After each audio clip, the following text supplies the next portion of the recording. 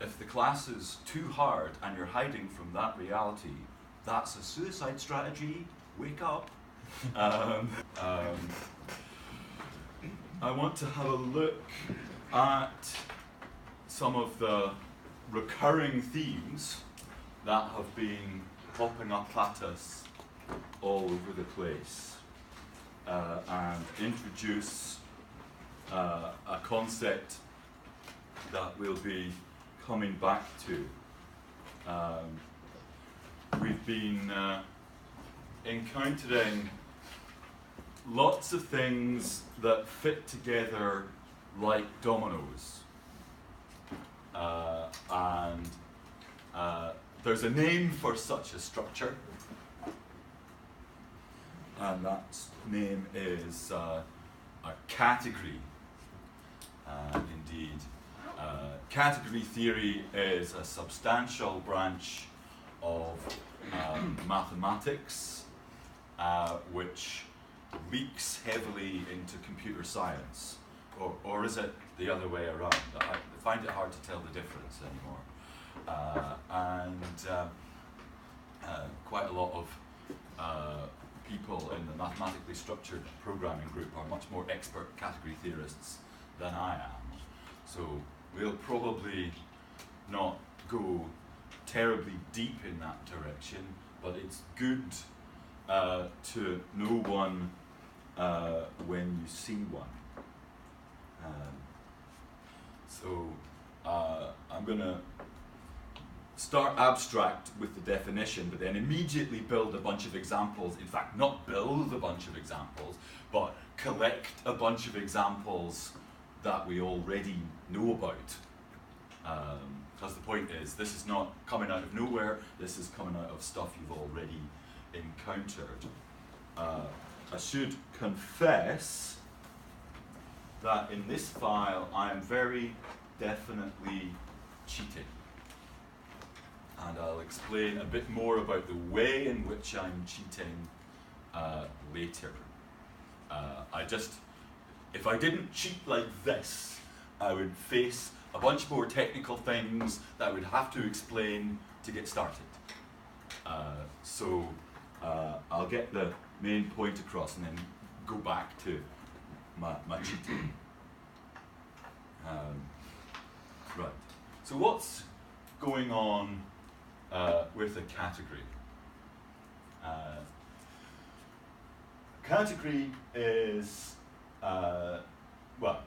the data for a category are these three classes of things. So first of all, we have a set of objects, whatever they might be. Don't think object-oriented programming, or maybe do, but there's just some stuff. And you can think of them as points on a map. If you were drawing a diagram with dots joined together by lines, the objects would be the dots.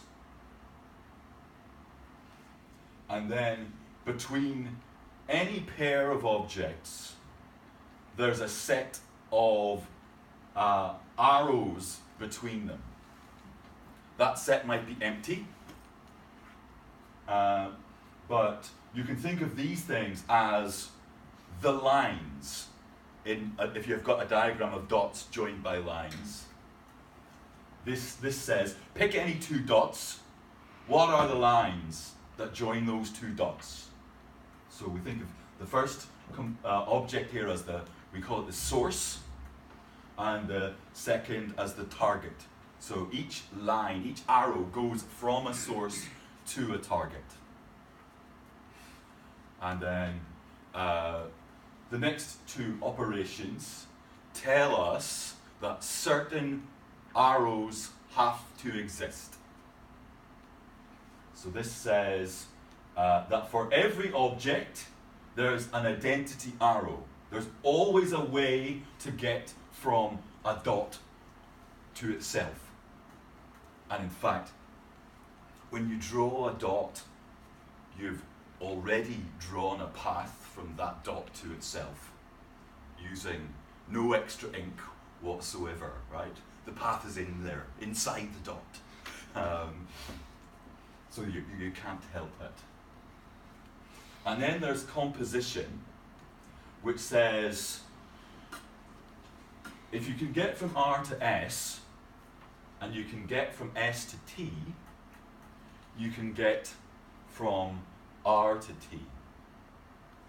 So there are loads of examples of this sort of thing in real life. If you think of, I don't know, the objects as being railway stations and the arrows as being railway lines, then there's a railway line from a station to itself. You don't even need to build any track for that.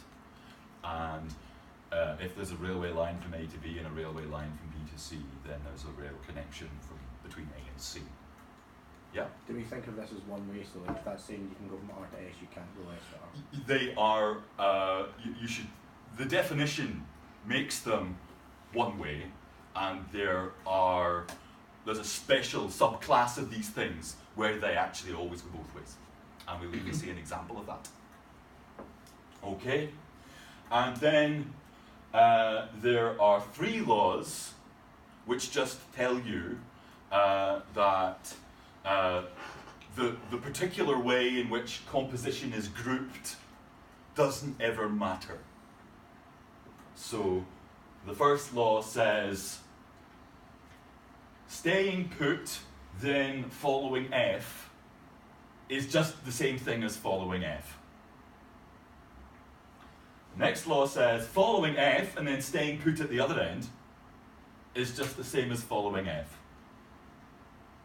And then the last law says if you follow F then G and then you follow H, that's the same as first following F, then following G, then H. So that's to say, if you pair, it doesn't matter which way you pair things up. All that matters is the order. Okay?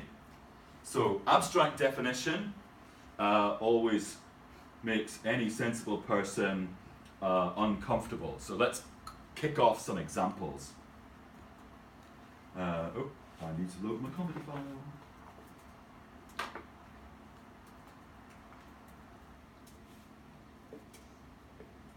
And I also need to switch option to meta. Right. So the first and foremost, most familiar example of a category for us will be the category of sets and functions. Let's build it. Don't know why that comes out so weirdly colored. Right. So the objects are going to be sets. And the arrows that get us from one set to another are going to be functions. I have to write lambda st s arrow t. Okay? So now the operations we have to define are hopefully fairly familiar. You can see we're being asked, is there a function that gets us from a set to itself? Why, yes there is. It's the identity function. And can we compose functions? Why, yes we can. I hope I've got that. Good. Now, one thing you have to be a little bit careful of is which convention you use for composition. So this convention where you can see R to S and then S to T, this is the other way around from the dot operator in Haskell. Some people call this the diagrammatic composition. You can think of it as this, then that, whereas the Haskell dot is this after that. So you just need to be aware of which convention is being used. Here, I quite like the diagrammatic composition because it keeps things in a nice left to right order. Okay, Now, let's see if we can prove the three laws. Can we prove that if you compose the identity function with f, that gives us f?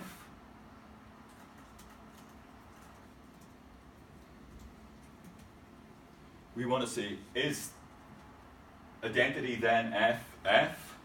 Well, let's see if Agda will just eat that.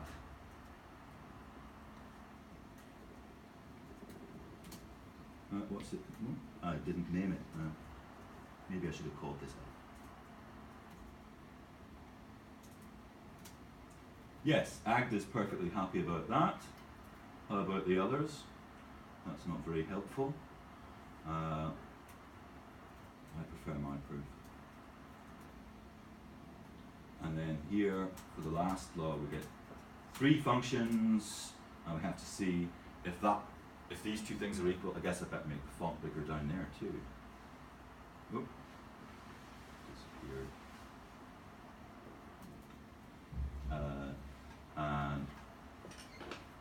Yes. Both of those different ways to compose f then g then h always give you the function that takes an input. First is f to it, g to that, then h to that. Hi. Yeah, so yes, sets and functions form a category. But they're not the only category in town. We also defined the greater than or equal to relation on natural numbers. And we proved it was reflexive and transitive.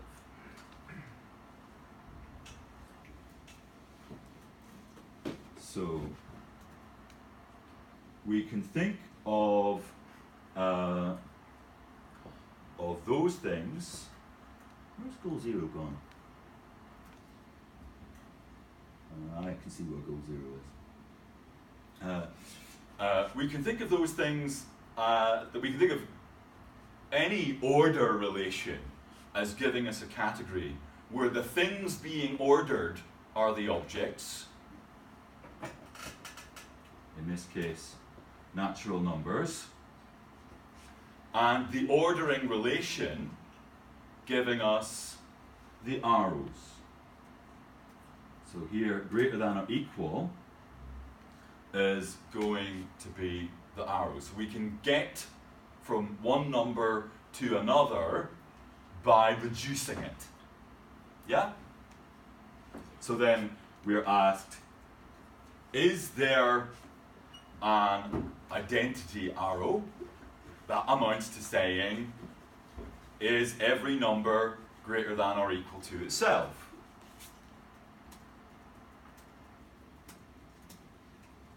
Okay, well, I believe we proved that. That's just saying it's reflexive. Yeah? I was going to ask why you didn't just put f greater than or equal to, but it's because the n is hidden. Yes, all I'm doing is making sure that the visibility conventions, right? We made this explicit here, and in my definition of category, I made it by default that's implicit, which sometimes helps and sometimes doesn't. But here I just need to do a manual override to say, this thing that's being given to us invisibly, I need to get my hands on it so I can apply REFL to it. And the same thing will happen here, actually. Well, let's look at the goal. I have to show that if R is greater than or equal to S, and S is greater than or equal to T, then R is greater than or equal to T. So the requirement for composition naturally throws at us the demand to show that the ordering is transitive. So I'm going to get three things implicitly. There are numbers, and two proofs. And I've got to give back the proof that we can get all the way from M to P. And we showed that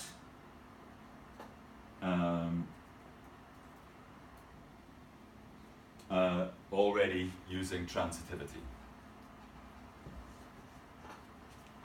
Okay. Then we're left having to prove the laws.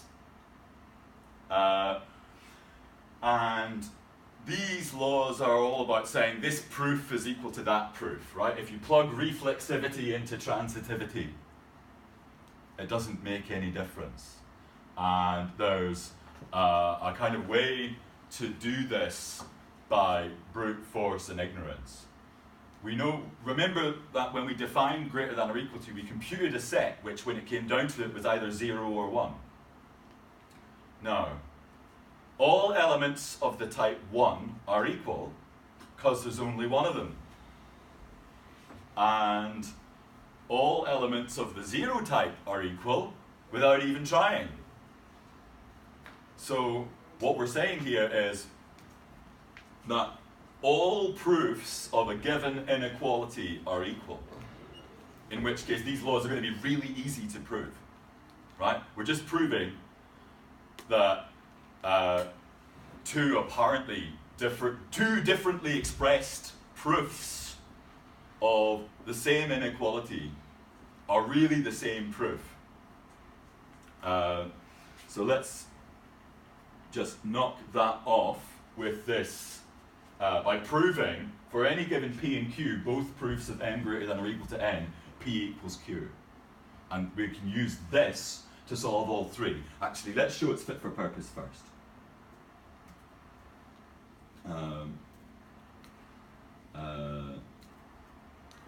I'm just giving the system a hint by typing in the name of the function and then doing Control-C, Control-A. So build something with that, please.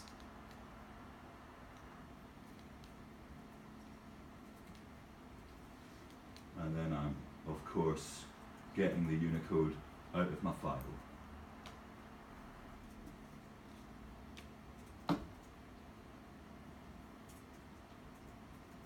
Right, so if we can show that proofs of greater than or equal to are unique, we're done.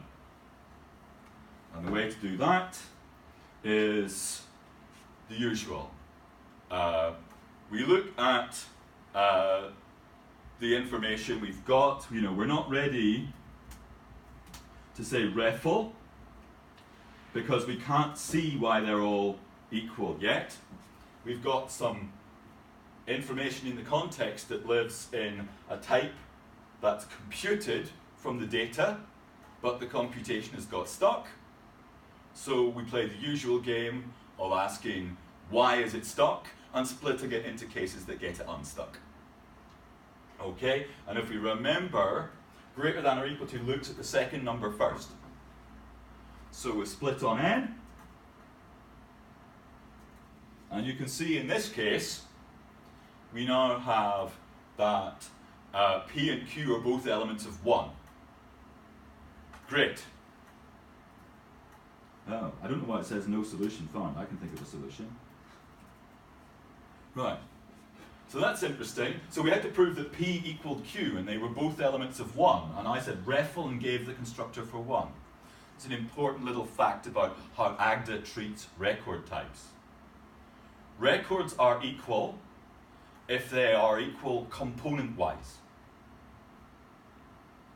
And that's to say, all the corresponding pairs of components have to be equal. If they're equal, the records are equal. What components does an element of the 1 type have? None at all, so they're all equal, component-wise. So basically, it just sees the type 1 and says, well, everything in the type 1 is equal to everything else because they're equal component-wise. So we didn't have to do any further case analysis on P and Q to bring them to be equal. It could already see that they were equal because it could see their type. Okay, moving along, in the other case, we'd better split n. And we can see in this case, when we have 0 greater than or equal to successor, the type of proofs of that is 0, which is always great news when you see 0 in the context. So we'll just make that problem go away. we had a free choice of whether to make P go away or make Q go away. They were both nonsense. So we don't have to worry about that case. Can you give them both away? I wonder if it'll let me. We'll see whether, I think that, yeah, it's perfectly happy to say, well, they're both nonsense. It's a bit difficult to do that by interactive case analysis, because once you've sent one of them away, you're done. But it does let us write that they're both nonsense, and it will check that they're both nonsense. Okay, so finally, we are left in a situation where our induction hypothesis will do just the right thing.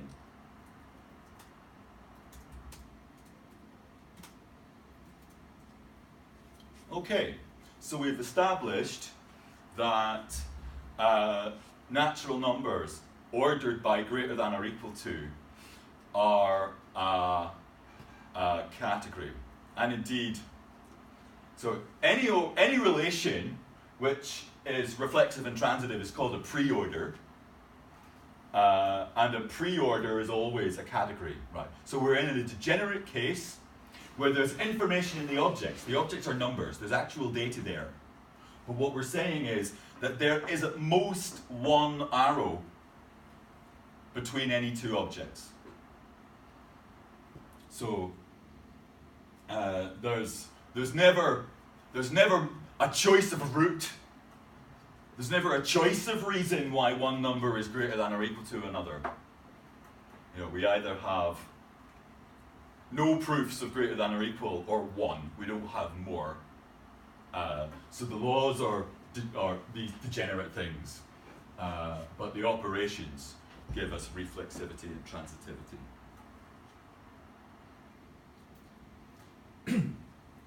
There's another degenerate case of categories, which are the monoids. Nope. So you've seen monoids, some of you. This time, instead of all of the structure being in the objects, all of the structure is going to be in the arrows. So I'm going to choose 1 as the set of objects. So there's only one object. It's like a diagram with only one dot, a map with only one spot. And then the arrows are going to be the ways to get from here to here. And the ways are just going to be hopping up and down some number of times. So I choose lambda. Well, we can ignore the start and end point because it's unique. And then we say the arrows are just going to be natural numbers. Okay, and then it's asking us, is there an identity natural number?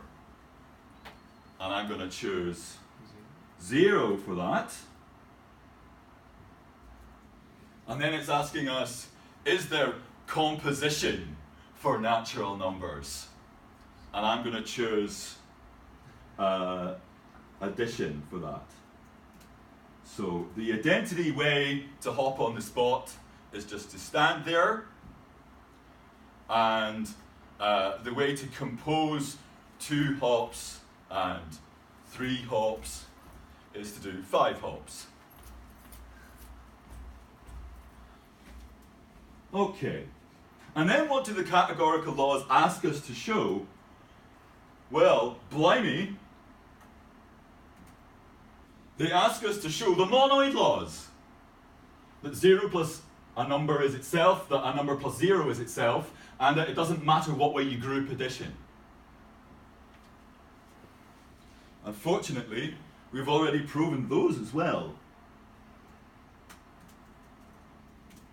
So that one was just, I can't remember what we called them. Maybe I'll look.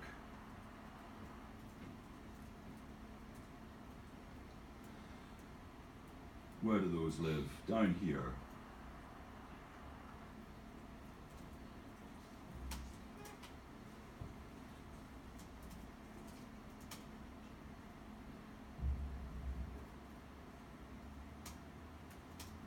that case, you don't need the lambdas, do you? Indeed, I could, in fact, of course, just write that. And indeed, I can probably write, let me just grab that, plonk it in there, and we're done. So we've seen that two ideas which we might have thought were different, namely ordering relations and monoids, and also our usual happy world of sets and functions and composition, are really just special cases of one big general idea. And the reason why we care about that is because we'll get some power back from that generalization. Right. One more example before we move on to the next thing. What I want first of all to show, although this is mildly controversial, is that not only are ordering proofs unique, but equality proofs are unique. You can think they're made with one constructor, reflexivity. So how could two equality proofs between the same thing ever be different? Now actually, there's a subtle positive answer to that question. So there's a choice being made here to consider all equality proofs equal. But by pattern matching, if P and Q are proofs that x equals y, then P and Q must both be refl x. So the proof that P equals Q is refl x. So this equality proof is equal to itself by reflexivity. And that will allow us to make another form of totally degenerate category. Sorry, how is that controversial? It's controversial to insist that the only notion of equality is a completely structural notion of equality. So if, for example, you want to have a weaker notion that says maybe if two types are isomorphic, they're equal, then you immediately get into there being multiple ways for something to be equal to itself. Think about the Booleans. You know, all you need is a two-element type. There are two isomorphisms between the Booleans, two ways to have there and back functions that compose to the identity. One of them is just the identity function. That's a way of mapping the Booleans into themselves in a way that preserves information. And the other is not. So you could say, well, you know, the Booleans are isomorphic to themselves by flipping bits. Because if you flip back, you get back where you started.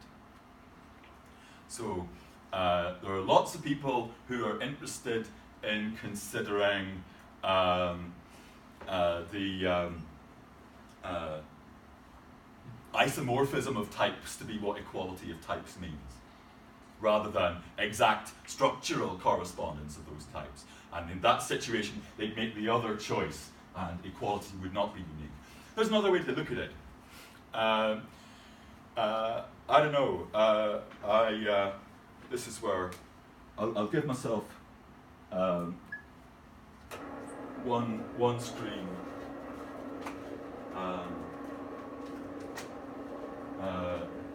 See, I, as you may know, come from Northern Ireland, which has a bloody big lake in the middle of it. And if you were going from, say, Antrim to Enniskillen, you could choose to go around this way, or you could choose to go around that way. But you can't kind of deform this path into the other path. because there's a bloody great lake in the way. Right. So when you work on a surface with holes, you get interesting ways to have more than one there and back path between places. So in that setting, where things get kind of a bit more topologically weird, again the notion of equality stops being unique, and you end up in the exciting new world of homotopy type theory, about which we have a research project in this department. But if you take the other choice, that equality proofs are really just given by the constructor, then there's only one. So yeah, this is a choice to have a theory that works this way, and it's not the only choice. Well, it gives us a way to turn every set into a very boring category, which is called the discrete category on that set. The objects are the elements of the set, and the arrows are the equality proofs between the objects. So what do the operations demand of us? Firstly, that everything is equal to itself.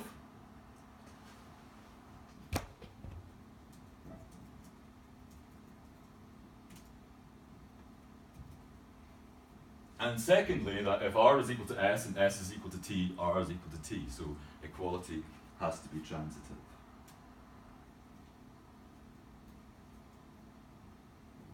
What do I do here? I haven't shown you this yet, so I'll show you it now.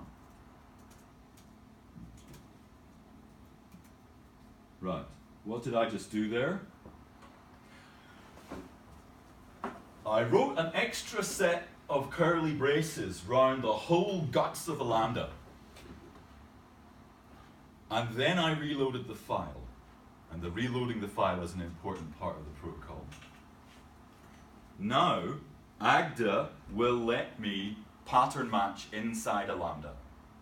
So if you're ever in a situation where you need to write a function and you need to do a wee bit of pattern matching in it, but it's so small a deal that you don't want to write a helper function, you can use the pattern matching lambda syntax, where you start by putting braces around the whole guts of the thing. So now I can say case analysis on P, and it'll write patterns inside the lambda. If I say case analysis on Q, so I can give the proof of transitivity in line like that. Note, if I take the curly braces away, that's a syntax error. But if I put the curly braces around the whole thing, then I'm allowed to do that pattern match.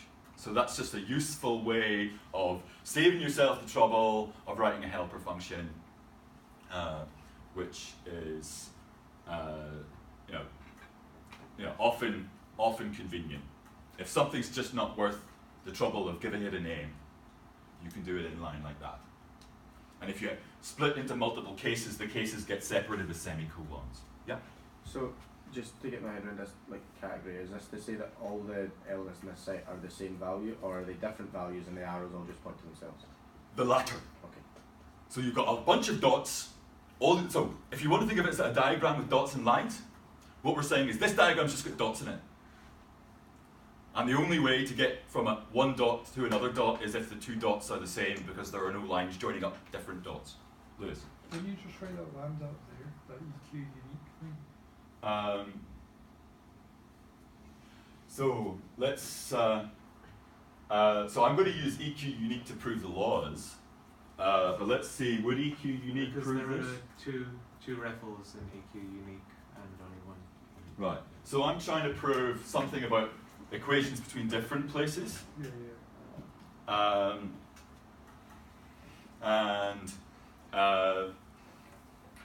Yeah, so this is this lets me prove stuff about two equations between the same pair of places. So that's not going to get us out of this one. But when it comes to proving the laws, it's like the thing we had before.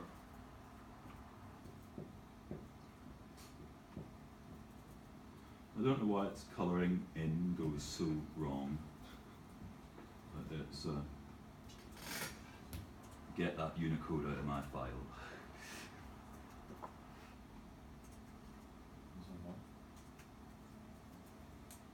Oh, why is it going yellow?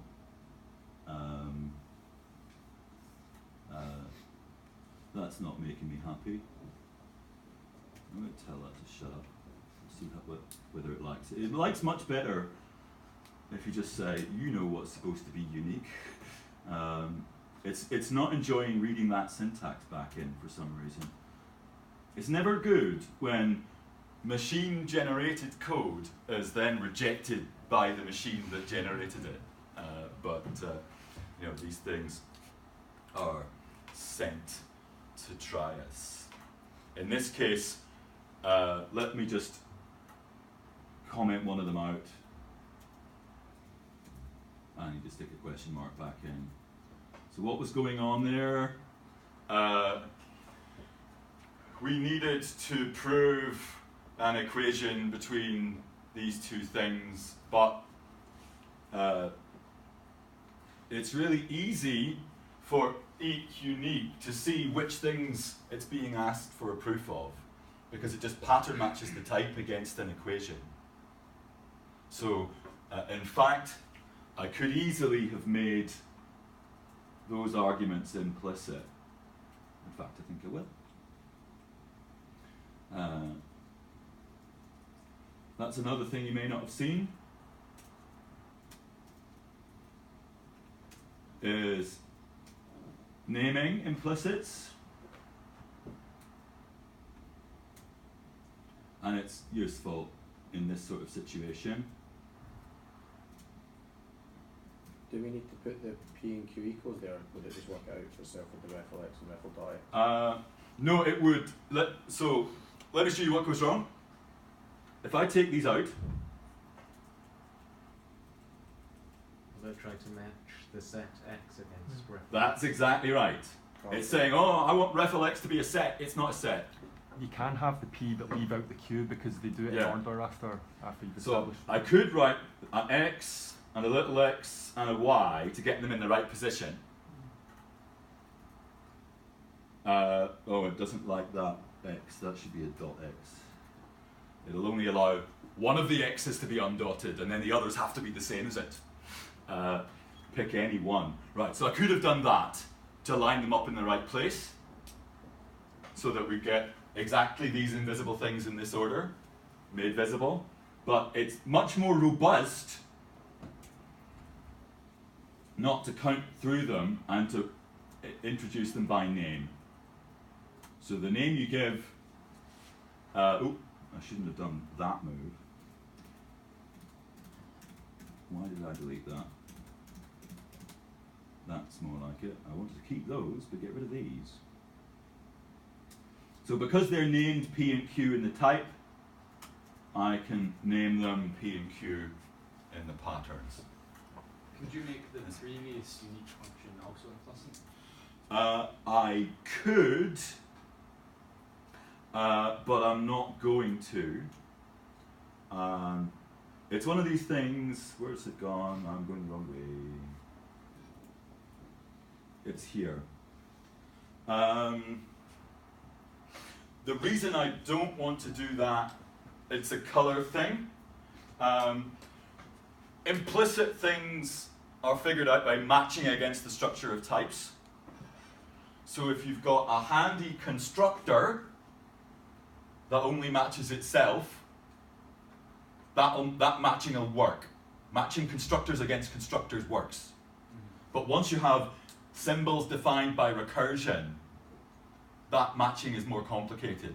So if I were to make, I could make P and Q implicit, because that'd be matching against this blue equality type constructor. But I can't make M and N implicit, because M and N only show up in this computed, used in a computed function. I don't mean that. I mean, when you're calling them in the laws, can you make that underscores? So I think what I can do is, I think I can say, let's try that. Yeah, it's completely happy with, I can't make the numbers implicit, but I can make the proofs implicit. Because it was able to figure that out from the equation that was being asked for. So it's one of those things. There's no magic. It just makes use of constraints that it can solve.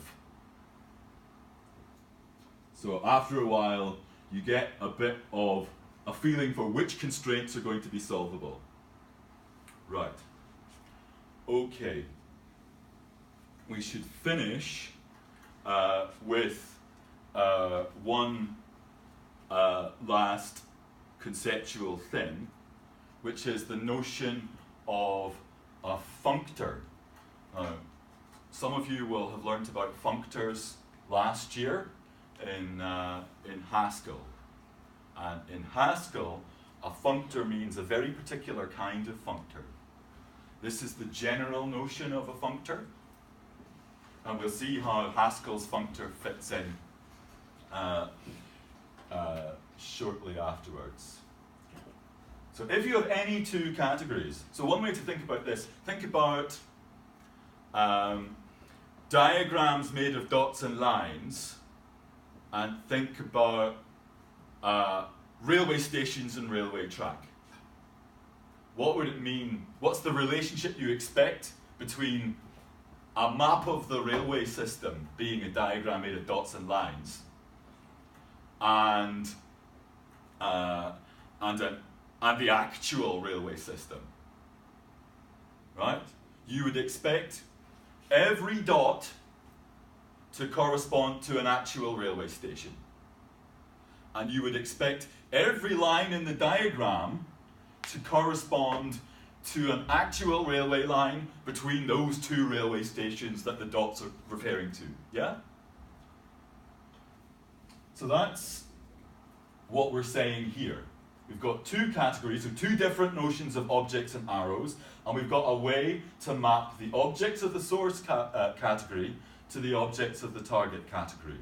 So the way to turn dots into railway stations. And if we've got an arrow in the source category between S and T, so a line on the map between dot S and dot T, then there should be an arrow in the target category between wherever the objects get mapped to. So that's to say, if S is the dot for Glasgow and T is the dot for Edinburgh, and there are actually 4 railway lines between Glasgow and Edinburgh, then we would expect to get this thing, f_obj maps dots to actual cities. So f_obj of the Glasgow dot is Glasgow, and f_obj of the Edinburgh dot is Edinburgh, and each of the 4 lines on the map would be would get sent to the actual railway lines between Glasgow and Edinburgh. So there's a way of making a translation between these situations. And then we expect 2 things to be true in particular. We expect the categorical structure to be preserved. That's to say, both categories have to have a notion of identity arrow, and the identity arrows of the source category have to be sent to identity arrows of the target category. And similarly, both categories have a notion of composition, and this says if you compose in the source category and then map the result of that composition to the target category, you should get the same thing as if you first of all map over to the target category and then compose there instead. So the target category can actually have more arrows than the... Sure. But we're just saying that whatever we send the source whatever's coming from the source category, we still have to have the same kind of connectivity. Right? Identity still has to be identity, composition still has to be composition. Yeah. What's the module stuff? Right. The reason, so that's a little bit of craft. When you define a record structure, the projection functions are not automatically brought into scope. And sometimes it's a good thing,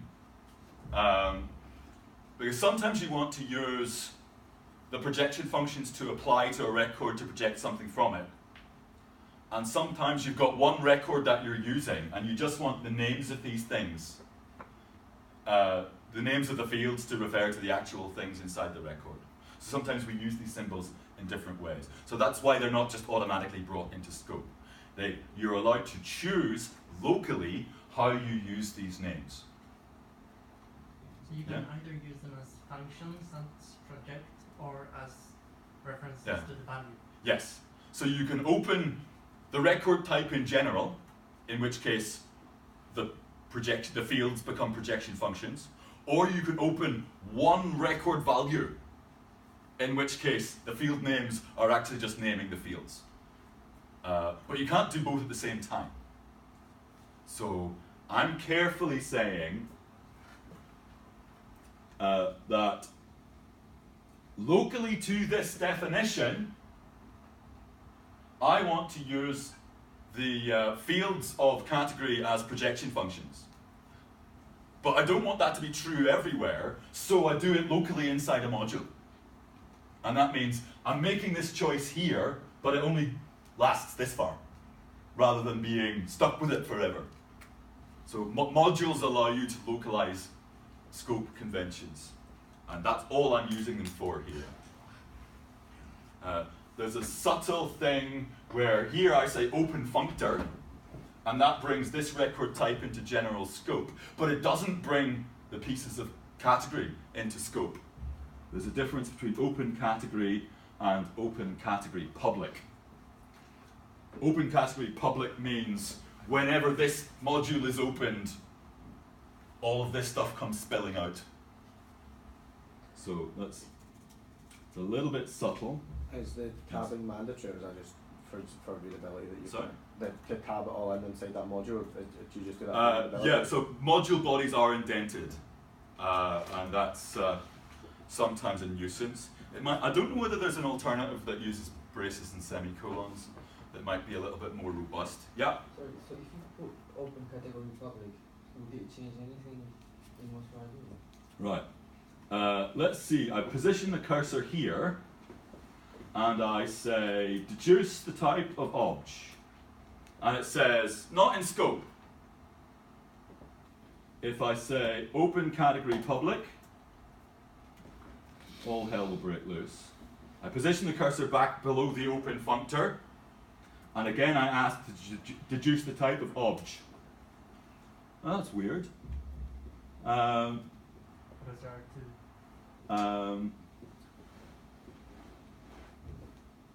Yes, because those things have become part of Functor. So I've got a different problem. Now there's too much in scope rather than too little. Okay, I should stop.